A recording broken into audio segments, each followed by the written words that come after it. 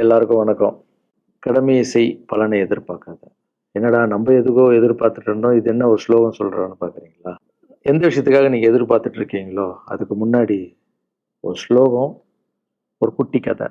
ஏன்னா, இந்த வீடியோ முடியும்போது அந்த ஸ்லோகத்துக்கும், அந்த குட்டி கதைக்கும் ஒரு லிங்க் இருக்கு. சரிங்களா? கடமை செய் பலனை எதிர்பார்க்காத. அதான் அந்த ஸ்லோகம். எனக்கு ரொம்ப புடிச்சது. என்னடா இது கடமையை செய்ய சொல்றாங்க, பலனை எதிர்பார்க்க வேணான்றாங்கல்லன்னு நெறைய பேருக்கு அந்த ஸ்லோகம் மேல ஒரு டவுட் ஒண்ணு இருக்கு. வேலை பண்றோம். வேலைக்கு ஏத்த கூலிய எதிர்பார்க்கக்கூடாதா? இவ்ளோ கஷ்டப்பட்டு உழைக்கிறோம். சம்பளத்த எதிர்பார்க்கக்கூடாதா? அப்படின்னு. அந்த ஸ்லோகத்தோடைய முழு மீனிங் என்னன்னா, ஒரு கதையா சொல்லிடுறேன். ஒரு பெரிய வீடு, ஒரு மிகப்பெரிய பணக்காரரு. அவரு ரூம் மட்டும் கிளீன் பண்றதுக்கு 2டே 2 ஆட்கள் இருப்பாங்க. ரொம்ப புடிச்சவங்கள 2 பேரு அந்த ரூம் கிளீன் பண்றதுக்கு வச்சிருக்காரு அவரு. மிகப்பெரிய பணக்காரர் அவரு. இப்போ 2 பேரும் வந்து ரூம் துடைக்கிறவங்க. ஓகே. அவரு காலையில ரெடி ஆயி அந்த ரூம்லேருந்து வெளிய வரும்போது அவங்க துடைச்சிட்டு இருக்காங்கல்ல, அதுல ஒருத்தர் வந்து அவர் பாட்டுன்னு ஒரு வேலைய பார்த்துட்டு இருப்பாரு. துடைச்சுக்கிட்டே இருப்பாரு. இன்னொருத்தர் இருக்காருல்ல, அவரு போய், "சார், உங்க ட்ரெஸ் சூப்பரா இருக்கு சார். சார் நீங்க போட்டுருக்கிற கண்ணாடி நல்லா இருக்கு சார். சென்ட் சூப்பரா இருக்கு சார். நல்லா இருக்கு சார். சூப்பரா இருக்கீங்க சார். எனக்கு பேக் குடுங்க சார்." அப்படின்னு வாங்கிட்டு போவாரு. இன்னொரு ஆளு "வணக்கம் சார்" சொல்லிட்டு வேலைய மட்டும் பார்த்துட்டு இருப்பாராம். இப்படியே தினமும் நடக்கும். அப்புறம் அந்த ஓனர் வந்து இந்த ஊர விட்டு வெளி ஊருக்கு போறாரு. போம்போது 2 வேலைக்காரிங்களும் கூப்பிட்டாரு. கூப்பிட்டு ஒருத்தருக்கு வந்து 1 மாசம் சம்பளம் எக்ஸ்ட்ரா. யாரு கூட பேக்லாம் தூக்கிட்டு போய் எப்ப பார்த்தாலும் நான் சூப்பர் சூப்பர்ன்னு சொன்னார்ல, அவருக்கு 1 மாசம் சம்பளம் எக்ஸ்ட்ரா. இன்னொரு ஆளுக்கு ஒரு வீடு வாங்கி கொடுத்து, அவர "நீ என் கூடவே வந்துரு." நான் அவர் கூடவே அவர கூப்பிட்டு போறேன். இவன் ஓடி போய் கேட்டானாம், "சார் என்ன சார்? தினமும் நான் தானே சார் உங்க பேக் எடுத்துட்டு வந்தேன். நான் குடுத்த வேலைய நீ கரெக்ட்டா பண்ணல. நீ ஜால்ரா அடிக்கிறதுலயே இருந்த. எனக்கு இது நல்லா இருக்கு, அது நல்லா இருக்குன்னு." ஆனா அவன் வேலைய மட்டும் தான் பார்த்தான். வேலைய கரெக்ட்டா பார்த்தா பலன கடவுள் குடுப்பாரு. அந்த பலன் தான் இது அப்படின்னு சொன்னாங்க. இப்போ விஷயத்துக்கு வருவோமா? திருச்சி கிழக்கு தொகுதி. இன்னைக்கு நான் என்ன முடிவு சொல்றேன் இதுதானே. நான் திருச்சி கிழக்குல நிக்கணும்னா, நான் முதல்ல அரசியலுக்கு வரணும். நான் அரசியலுக்கு வரேனா இல்லையான்றத சொல்றேன். அரசியல் எப்படி என் வாழ்க்கையில வந்ததுன்னு சொல்றேன். உங்களுக்கு நல்லா தெரியும். என் வீட்ல குழந்தைங்கள வளர்த்துக்கிட்டு, நான் பாட்டுன்னு சோசியல் சர்வீஸ் பண்ணிட்டு இருந்தேன். மாற்றுத்திறனாளிக்கு டான்ஸ் சொல்லிக் குடுக்குறது, ஓப்பன் ஹார்ட் சர்ஜரி பண்றது, பசங்கள படிக்க வைக்கிறது, ஸ்போர்ட்ஸ் எல்லாத்துலயும் என்னால முடிஞ்ச வரைக்கும் பண்ணுவேன். என்னால முடியலன்னா மத்தவங்ககிட்ட கேட்டு பண்ணிட்டு இருந்தேன். இந்த டைம்ல தான் ஜல்லிக்கட்டுன்னு ஒண்ணு வருது. ஒரு சில விஷயம்லாம் ஃபாஸ்ட்டா சொல்லிடுறேன். உங்களுக்கு தெரிஞ்ச விஷயம் தான். ஜல்லிக்கட்டுன்னு ஒண்ணு வருது. அதுல நான் போறேன். சாப்பாடு போடுறதுக்காக குழந்தைங்களுக்கு போறேன். அப்படி நான் அந்த ஜல்லிக்கட்டு நடந்து முடிஞ்ச விஷயம்லாம் உங்களுக்கு தெரியும். அப்புறம் என் மேல ஒரு தலைவர் விமர்சனம். எதுக்கு தலைவர்ன்னு சொல்லுவாரா? நம்ம அண்ணன் தான். சீமான் அண்ணன். ஒரு விமர்சனம் வைக்கிறாரு. அதுக்கு நான் மறுபடியும் ஒரு ட்வீட் போடுறேன். அவரு ட்வீட் போடுறார். அப்பதான் என் வாழ்க்கையில அரசியல்ன்றது நுழையுது. நம்ம சாப்பாடு போடுறதுக்கு போனோம். இது என்னடா இவ்ளோ பெருசா இருக்கு. அந்த ஜல்லிக்கட்டு தான் எனக்கு அரசியல்ல உள்ள நுழைஞ்சது. என்னடா இவ்ளோ பெருசா இருக்கு அப்படின்னு. அப்படியே போச்சு. அதே தலைவர் தான், அதே சீமான் அண்ணன் தான் ரஜினி சார் அரசியலுக்கு வர்ற மாரி பேச்சு அடிபட்ட உடனே, அவங்க சைட்ல இருந்து பேசுறாங்க. தலைவர பத்தி பேசுறாங்க. தலைவர் எனக்கு வந்து ஒரு குரு. என்ன வாழ வச்ச தெய்வம். ஒரு அப்பா மாரி. ஒரு அண்ணன், அப்பா எல்லாமே சொல்லலாம். ஸோ அவர பத்தி அதிகமா பேச ஒரு ஒரு முறையும் சூப்பர் ஸ்டாருக்கு ஃபோன் போடுவேன். "அண்ணே ரொம்ப ஓவரா பேசுறாங்க." "எப்பா கம்முனு இருக்க அண்ணா. நீ சைலன்ட்டா இரு." இப்படியே ஓரளவுக்கு தான் நம்மளால பொறுக்க முடியும். அதுக்கப்புறம் ஆடியோ ரிலீஸ் ஃபங்ஷன்ல என் மனசுல இருக்கிறதெல்லாம் உடைச்சு சொன்னேன். அத நீங்களும் பார்த்துருப்பீங்க தெரியும். அதுக்கப்புறம் ஒரு ரஜினி சாருக்கு ஒரு ஃபங்ஷன் வந்தது. அந்த ஃபங்ஷன்லயும் பேசினேன் இத பத்தி. உங்களுக்கு தான் தெரியுமா அந்த வீடியோ? யார் ஓட்டப்பந்தயத்துல ஜெயிக்கிறது? இப்ப கூட அந்த வீடியோ போயிட்டு இருக்கு. அத பேசணும். அது பாட்டு அப்படியே போயிட்டு இருந்தது. அதுக்கப்புறம் பார்த்தீங்கன்னா, ரஜினி சாரு அரசியலுக்கு வரேன்னு அனௌன்ஸ் பண்றாரு. பண்ண உடனே நான் போய் தலைவர பார்க்குறேன். "அண்ணா வரீங்களாண்ணா? நியூஸ்ல வருது." "ஆமாங்க நான் வரேன்." அப்படின்னா பயங்கர சந்தோஷம். ஏன்னா வாழ்க்கையில ஒளி ஏத்தி வச்சவரு. அவரு அரசியலுக்கு வர்றாரு. அவருக்கு சப்போர்ட்டிவா இருக்கணும் நம்ப. அப்புறம் எல்லார்கிட்டயும் போய் நம்ம கேட்டுட்டு இருக்கோம். தலைவர் வந்துட்டாருன்னா எல்லாமே குழந்தைங்களுக்கு இன்னும் நெறைய பண்ணலாம். அப்படின்னு "அண்ணே நானும் வரேண்ணே." அப்படின்னா ரொம்ப சந்தோஷம். ஸ்ட்ரெயிட்டா கிளம்பி நான் ட்ரஸ்ட்டுக்கு வரேன். என்னுடைய ட்ரஸ்ட், என்னுடைய ஃபேன்ஸ் எல்லாரையும் கூப்பிடுறேன். கூப்பிட்டு என்னுடைய வெல் விஷர்ஸ் எல்லாரையும் கூப்பிட்டு உட்கார வச்சு தலைவர் அரசியலுக்கு வராரு. புரியுதுங்களா? எனக்கு வந்து எழுத படிக்க தெரியாது. அதான் ஒரு ட்வீட் போடணும். இதெல்லாம் ரெடி பண்ணுங்கன்னு தமிழ்ல சொல்லிட்டு அவங்க ரெடி பண்ணிட்டு இருக்க ஒரு டீம். இன்னொரு டீம் உட்காந்து என்கிட்ட கேள்வி கேட்குறாங்க. தலைவர் அரசியலுக்கு வந்தா அவர் வந்து சிஎம் ஆயிடுவாரு. நீங்க வந்து அமைச்சர் ஆயிடுவீங்களாண்ணே? சுகாதாரத்துறை அமைச்சர் தான் நம்ம வந்து ஆப்ரேஷன் நெறைய பண்ணலாம். இன்னொருத்தர் கல்வித்துறை எடுத்தா நெறைய படிக்க வைக்கலாம். டேய்! கடமை செய்யணும், பலன் எதிர்பார்க்கக்கூடாது. சுகாதாரத்துறை அமைச்சரு, இது வந்து கல்வித்துறை இதெல்லாம் படிச்சவங்க வர இடம். அண்ணன் படிக்கலடா. எல்லாருக்கும் படிச்ச இடத்த போட்டு ஒரே இடத்துல போய் முடங்கி போய் படிப்புனா படிப்பு மட்டும் எல்லாம் கட்சி வளரட்டும், தலைவர் வரட்டும் வரட்டும். எல்லா துறையிலேருந்து ஹெல்ப் கேட்டு நல்லா பண்ணுவோம். பெரிய ட்ரஸ்ட் கட்டுவோம். இப்பன்னா சின்ன ட்ரஸ்ட்ல தான் நம்ம இருக்கோம். சின்ன வீட்ல 60 குழந்தைங்க நீங்க இருக்கீங்க. 100 ஏக்கர்ல கட்டுவோம். ஊனமுற்றோர்கள் இந்த பக்கம் திருநங்கைகளுக்கு, இந்த பக்கம் முதியோர்களுக்கு ஒரு பெரிய ட்ரஸ்ட் கட்டி பண்ணுவோம்டா. சூப்பர்ண்ணா. இன்னொருத்தர் டக்குன்னு அங்கேருந்து, அண்ணா நம்மள எதிர்த்து பேசிட்டு இருக்காருல்ல சீமான் அண்ணன், அவருக்கு ஆப்போசிட்டா எதிர்த்து நில்லுங்கண்ணே. அது அரசியல் இல்ல. ஒருத்தர் மேல கோவத்தால நம்ம அரசியலுக்கு வந்தா அது வந்து வெறுப்பு அரசியலா மாறும். அரசியல்ன்றது மக்களுக்கு நல்லது பண்றதுக்காக வரணும். இப்போ அவரை நான் அழிக்கணும், அவரை நான் ஏதோ ஒன்று செய்யணும்னு அந்த ஆசையில வந்தேன்னு வச்சுங்களேன், ஆசை என்ன ஆகும்? கோவமா மாறும். கோவத்துல இருந்து என்ன வரும்? வார்த்தைகள் தப்பா வரும். வார்த்தைகள் மட்டும் வராது, தப்பான வார்த்தைகள் வரும். மக்களுக்கு நம்ம மேல மரியாதை இல்லை. மக்களுக்கு நம்ம மேல மரியாதை இருக்காது, போயிடும். ஸோ அதால அரசியலுக்கு வர்றோம்னா அவரை அழிக்கிற இவழியா இருக்கு. பதிவை பத்தி பேசுறத ஃபர்ஸ்ட் விடுங்கடா. ஃபர்ஸ்ட் வேலையை பார்ப்போம்டா. நம்ம தலைவர் வரோன்னு சொல்லிட்டாரு, ட்வீட் போடுங்களா அப்படின்னு ட்வீட் போட்டுட்டு அங்கேருந்து போட்டுட்டு வீட்டுக்கு போறேன். இங்கதான் பெரிய ட்விஸ்ட் இருக்கு எனக்கு. வீட்டுக்கு போறேன். வீட்டுக்கு போனோன்னா எப்பவும் நான் அம்மா கிட்ட போய் ஒரு விஷயத்த சொல்றதுக்கு முன்னாடி ஒரு சர்ப்ரைஸ் ஒன்று பண்ணுவேன். எங்க அம்மா கோவில் கட்டுறது கூட, கோவில் கட்டிட்டு ஸ்டாச்சுலாம் ஆர்டர் பண்ண அப்புறம் தான் அந்த ஸ்டாச்சுவே காமிச்சாங்க அம்மாவுக்கு. அதே மாதிரி அரசியல் விஷயத்துலையும் போய் சொல்லலான்னு அம்மாவை கூப்பிட்டு ஃபேமிலியெல்லாம் உட்கார வச்சு, அம்மா தலைவர் அரசியலுக்கு வர்றாரு. சரி கண்ணா, நானும் அரசியல் போடுறேன், இங்கே பரமா ட்வீட் போட்டிருக்கேன் அப்படின்னு அம்மா முகம் டக்குன்னு மாறிச்சு. மாறிட்டு ஓகே கண்ணா, ஓகே கண்ணா சாப்பிடலாம் அப்படின்னு எழுந்து போயிட்டாங்க. என்ன இப்படி போக மாட்டாங்கல்ல? ஒரு விஷயத்த சொன்னா சூப்பர் கண்ணான்னு பேசுவாங்கல்ல. 1 ஹவர் அதுல இருக்கிற நல்லது கெட்டது எல்லாம் பேசுவாங்க. என்ன போயிட்டாங்க அப்படின்னு ஒரு ஃபீல். சரி இது உடம்பு சரியில்ல போல, அப்செட்ல இருக்கான்னு விட்டேன். அப்புறம் 2, 3 நாள் அவங்க கிட்ட பேசுறேன், பேசவே மாட்றாங்க. கூப்பிட்டு உட்காந்து, என்னம்மா உனக்கு பிரச்சனை? ஏதாவது தப்புன்னா அடின்னா அடிச்சிடுமா, என்னம்மா இப்படி பேசாம இருக்கன்னா? இல்ல கண்ணா நீ அரசியல் போனது எனக்கு பிடிக்கல. ஏம்மா ஏம்மா அரசியல் போனா பிடிக்கல? இல்ல கண்ணா அது ஒரு சாக்கடை, அரசியலுக்கு போகக்கூடாது. அது வந்து பணம் குடுக்குறாங்க அரசியலுக்கு. ஆ ஓட்டு வாங்குறதுக்கு பணம் குடுத்து தாங்க அண்ணா ஜெயிக்கிறாங்க. அதுக்கப்புறம் ஜாதி இல்லன்னுவாங்க, ஜாதி இருக்கு. மதம் இல்லன்னுவாங்க, மதம் இருக்கு. அந்த சாக்கடைக்குள்ள நீ போவாதப்பா. நம்மளுக்கு வாழ்க்கைய ஒளி வச்சு ஏத்தி வச்சவர் தாங்க நம்ம சூப்பர் ஸ்டார். அவர்கிட்ட என்ன கூப்பிட்டு போப்பா. நான் சொல்றேன். அவர் ஒரு ஆன்மீகவாதி. அவரும் அரசியலுக்கு வர வேணாம். இந்த வயசுல அவர் நிம்மதியா இருக்கட்டும். எதுக்கு அரசியலுக்கு வர்றாரு? என்ன கூட்டு போ. அப்பாயின்மென்ட் வாங்கி குடுன்னாங்க. அப்பாயின்மென்ட் வாங்கி குடா. நானும் வேற கனவுல வந்து மைண்ட் வாய்ஸ். அம்மா நான் சொல்றது கேளும்மா. நம்ம எத்தனையோ இப்ப வந்து எல்லா குழந்தைங்களுக்கும் ஒவ்வொரு ஸ்டேஜ்ல போய் கேட்டு கேட்டு தானேம்மா ஹெல்ப் நடக்குது. இப்போ தலைவர் வந்துட்டாருன்னா நம்ம தாராளமா பண்ணலாம்லம்மா. உன் கையில எவ்வளவு காசு இருக்கோ அதுக்கு மட்டும் செய். அரசியல் வேணான்னு சொல்றேன் அப்படின்னு போயிட்டான். அந்த ஃபேஸ் வந்து அதுக்கப்புறம் அடிதான் நம்மளுக்கு. சரி இந்த உலகத்துல அம்மா மீறி பண்ணலாம். ஆனா நான் உருப்பட மாட்டேன். எனக்கு நல்லா தெரியும். இந்த உலகத்திலேயே எனக்கு யாருன்னா எங்க அம்மா தான். அது அம்மா இல்ல. எங்க கடவுள்னே சொல்லலாம். நான் எதிர்க்க பார்க்குற கடவுள். சரி அம்மாவுக்கு சொல்லி புரிய வைக்கலாம். என்னடான்னு தலைவர்கிட்ட போய் எப்படி சொல்றது? பசங்கிட்ட ஒரு பயங்கர பில்டப் குடுத்துட்டோம். அது இதுன்னு எல்லாம் வேலை வேற பார்த்துட்டு இருக்காங்க. என்ன பண்றது? அந்த டைம பார்த்து கொரோனா வருது. ஒரே ஷாக்கு. வெளிய போ முடியாதுன்றாங்க. இல்லன்னா முடிஞ்சு போச்சு. பிரச்சாரம் பண்ண வெளிய போ முடியாது. தலைவருக்கு உடம்பு சரியில்லாம போகுது. ஹைதராபாத் ஷூட்டிங் போறாரு. உடம்பு முடியல. அப்படியே எல்லாமே கொலாப்ஸ் ஆகுது.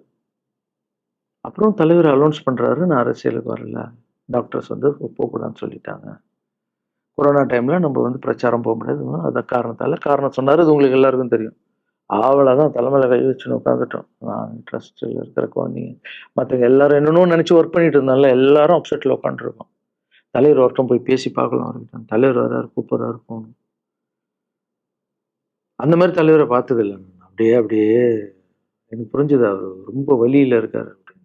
எவ்வளவு சுறுசுறுப்பான ஆளு. உடம்பு முடியலங்கண்ணா. பரவாயில்ல உங்க உடம்பு தானே முக்கியம். என்ன இதெல்லாம் என்னென்ன தூக்கி போடுங்கண்ணா. இல்லைண்ணா இத்தனை வருஷம் என்ன வாழ வச்சாங்கல்ல. அவங்களுக்கு ஏதாவது ஒண்ணு பண்ணணும்னு நினைச்சேன். இங்க குத்துது கண்ணா எனக்கு. என்ன பண்றதுன்னு தெரியல. ரொம்ப கஷ்டமா இருக்கு அப்படின்னு. அண்ணே அதை விடுங்கண்ணே. எல்லாம் அப்படின்னு அவர்கிட்ட பேசிட்டு அவர் வந்து அப்போ நான் முன்னாடி பேசும்போது அவர் சொல்றாரு, நான் கூட பதவிக்கு வரணும்னு ஆசைப்படல. இன்னொரு நல்ல ஆளு, படிச்ச ஆள அங்க நிக்க வச்சு பார்ப்போம். யாருன்னே சொல்லுவேன். யாருன்னு கூட சொல்லல. அது அப்படியே போச்சு. அவர் மனசுக்கு மட்டும் தான் தெரியும். யாருன்னு கூட சொல்லல. ரொம்ப அப்செட்டா இருந்தாரு. சரி ஓகே. இதுவும் கடந்து போகணும். அப்படியே கடந்து போச்சு. எனக்கும் காஞ்சனா படம் அது இதுன்னு வந்து பெரிய ஹிட் ஆகுது. அதுக்கப்புறம் யார்கிட்டயும் நீங்க வந்து யாரும் எனக்கு ஹெல்ப் பண்ண வேணாம். முதல் நாள் நான் வந்து கலைஞர் ஐயா கிட்ட ஹெல்ப் கேட்டேன். அவர் வந்து ஒரு சில குழந்தைங்களுக்கு ஹெல்ப் பண்ணாரு. அதுக்கப்புறம் அன்புமணி ராமதாஸ் ஐயா, அவரும் ஹெல்த் மினிஸ்டரா இருக்கும்போது அவரு ஒரு சில குழந்தைங்களுக்கு ஹெல்ப் பண்ணாரு. அப்புறம் நம்ம விஜய் சார் நண்பர், அவரு வந்து ஒரு குழந்தைக்கு ஆப்ரேஷன் பண்ணாரு. ஸோ இருக்கும்போது என்னால முடிஞ்ச வரைக்கும் சொந்த பணத்த போட்டு பண்ணிடுவேங்க. முடியாதம்போது தான் நான் அந்த ஹெல்ப் கேட்பேன். இப்பதான் நல்லா வந்துட்டுமே! யாருக்கும் எனக்கு பணம் குடுக்க வேணாம்.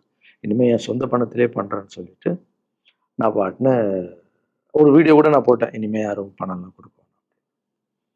அப்படியே போயிட்டுருக்கு. காஞ்சனா எல்லாம் முடிஞ்சு ஜிகிர் தண்டா படம் ரிலீஸ் ஆகுது. ஜிகிர் தண்டா பார்ட்டி போயிட்டுருக்கு. டைரக்டர் நின்னு பேசுறேன். நான் டைரக்டர் கிட்ட போனேன். டைரக்டர் யார்கிட்டயோ ஃபோன்ல பேசிட்டு இருக்காரு. அப்படியே பேசிட்டு இருக்கிறவரு டக்குன்னு, இந்தப்பா சீமான் அண்ணன் பேசுவாருன்னு குடுத்துட்டாரு என்கிட்ட. அவருக்கும் தெரியாது நான் பேச போறேன். அவர்கிட்ட லாரன்ஸ் பேசுவாரு. சீமான் அண்ணன் 2 பேரும் சைலன்ட். நானும் எதுவும் பேசல. சீமான் அண்ணனும் எதுவும் பேசல. அப்படியே ஒரு நிமிஷம் அப்படியே நிக்கிறோம். ஆ பெரியவர்ல என்னாலும் அண்ணன் அப்படின்னேன். அவ்வளோதான் அண்ணன். பயங்கர பாசம். எந்த இடத்துல கோவம் இருக்கோ அந்த இடத்துல குணம் இருக்குன்னு சொல்லுவாங்கல்ல. அண்ணன் வந்து புகழ்ந்து தள்ளுறாரு ஜிகர் தண்டாவ.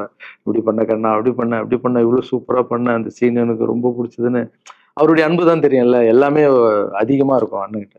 அண்ணா ரொம்ப சந்தோஷமா வாழ்த்துனாரு. அப்புறம் நான் வந்து மாற்றம்னு ஒரு அமைப்பு ஆரம்பிச்சிருக்கேன்ல. இந்த விவசாயிகளுக்கு டிராக்டர் குடுக்கறது, அப்புறம் மாற்றுத்திறனாளிகளுக்கு ஸ்கூட்டி குடுக்கறது எல்லாமே அத பார்த்துட்டு பத்திரிகையாளர் கேட்குறாங்க அவர்கிட்ட.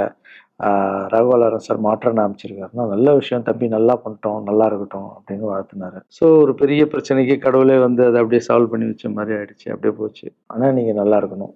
எங்க இருந்தாலும் நல்லா இருப்பீங்க. எப்பலாம் ட்ரஸ்ட்டுக்கு போகும்போது பசங்கலாம் கேட்பாங்க. அந்த 100 ஏக்கர் ட்ரஸ்ட் குழந்தைங்க சரி ஓகேடா. அப்படி பார்த்தீங்கன்னா, நண்பர் விஜய் சார் கிட்ட பேசிட்டு இருக்கும்போது, நான் வரேன் அரசியலுக்குன்றாரு. நிஜமா நண்பா அப்படின்னு. எஸ் அப்படின்னு.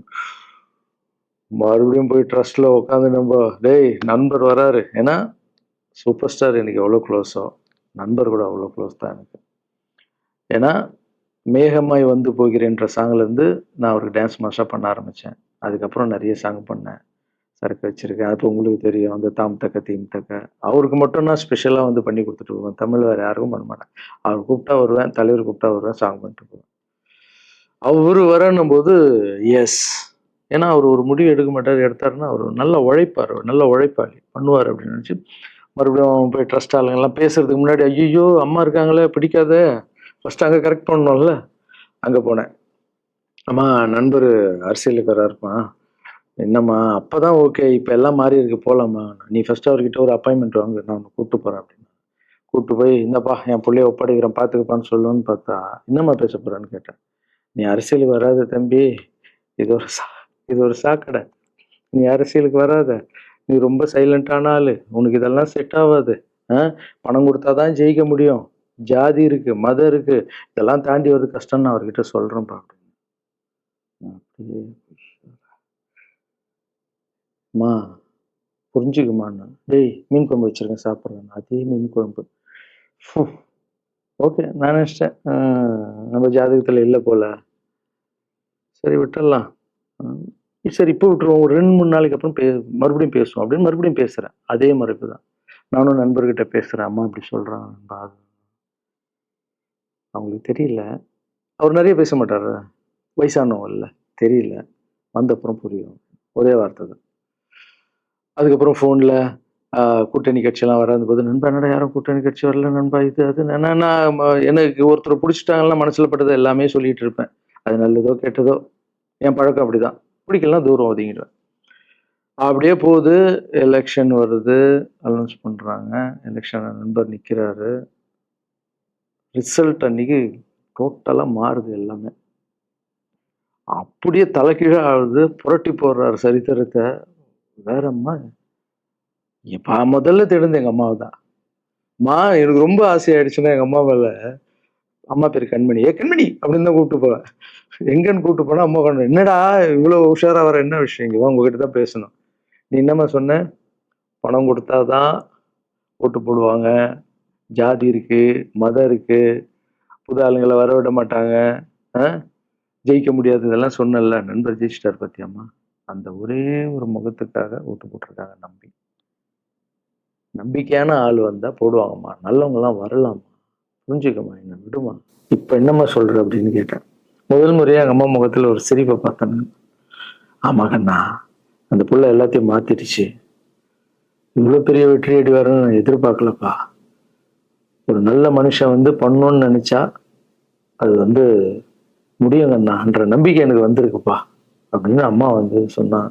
அப்ப என்ன போயிடலாமா, ஓகேவா அப்படின்னு கேட்டேன். போகண்ணா, நீ நினைச்ச மாதிரி பண்ணு அப்படின்னு அம்மா வந்து சொன்னோன்னு காலில் சாப்பிட்டாமா வந்தேன். தேங்க்யூ ஸோ மச்மா அப்படின்னு.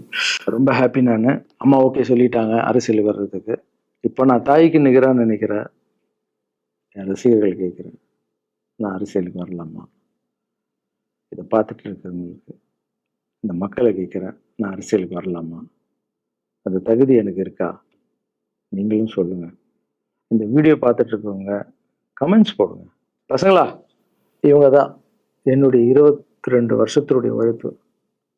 அரசியலுக்கே வராம மக்களுக்கு நான் செஞ்ச சேவை உங்க கண்ணு முன்னாடி நிப்பாட்டியிருக்கேன். இப்போ உங்க வயசு என்ன? 22 வயசாகுது. ஒரு வயசுல என் கையில வந்தாரு. அந்த போட்டோவை நீங்களே பாருங்க. இப்போ 22 வயசு.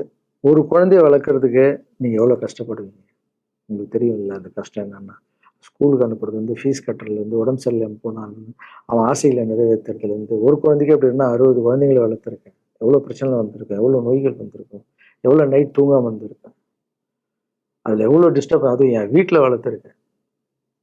இதெல்லாம் எதுக்கு பண்ணேன்னா, எந்த ஒரு எதிர்பார்ப்பும் இல்லாம கடமை செய் பலனை எதிர்பார்க்காதன்ற இந்த வார்த்தை எனக்கு ரொம்ப பிடிக்கும். அதுக்காக செஞ்சிருக்கேன், என் மக்களுக்காக செஞ்சிருக்கேன். ஏன்னா மக்கள் தான் என் படத்தை வந்து பார்க்குறாங்க. மக்களால் தான் நான் கார் வாங்குறேன், வீடு வாங்குறேன், சந்தோஷமா இருக்கேன். அவங்களுக்கு இந்த சொசைட்டிக்கு நான் ஏதாவது பண்ணணும். அரசியலுக்கு வர்றதுக்கு முன்னாடியே பண்ண விஷயங்கள் பார்த்தீங்கல்ல. 22 வருஷம் உழைச்சிருக்கேன். ஒரு கதை ஒன்று சொன்னேன்ல, 2 வேலைக்காரங்க இருந்தாங்கன்னு. சின்சியரா யாருக்கும் ஜாலர் அடிக்காம எதுவும் பண்ணாம என் தொழிலுக்கு தர்மமா, என் மக்களுக்கு தர்மமா என்ன பண்ணணுமோ 22 வருஷம் உழைச்சி உங்க கண்ணு முன்னாடி நிப்பாட்டிட்டேன். அந்த ஓனர் ஒரு பலன் கொடுத்தார்ல, அந்த ஓனர் யார் தெரியுமா? கடவுள். அந்த கடவுளுக்கு தெரியும் எனக்கு என்ன பலன் கொடுக்கும். இதுக்கு தான் அந்த கதை லிங்க் ஆகும்னு சொன்னேன். ஸோ நீங்க சொல்லுங்க, நான் அரசியலுக்கு வரணுமா வேண்டாம்? வேண்டாம்னா வேணாம்னு சொல்லுங்க. வாப்பா, வாடா கண்ணா, வா நண்பா, வாங்கண்ணா அப்படின்னு சொல்லுங்க. என் முடிவை நான் உங்களுக்கு சொல்றேன். உங்க முடிவுக்காக காத்திருக்கேன்.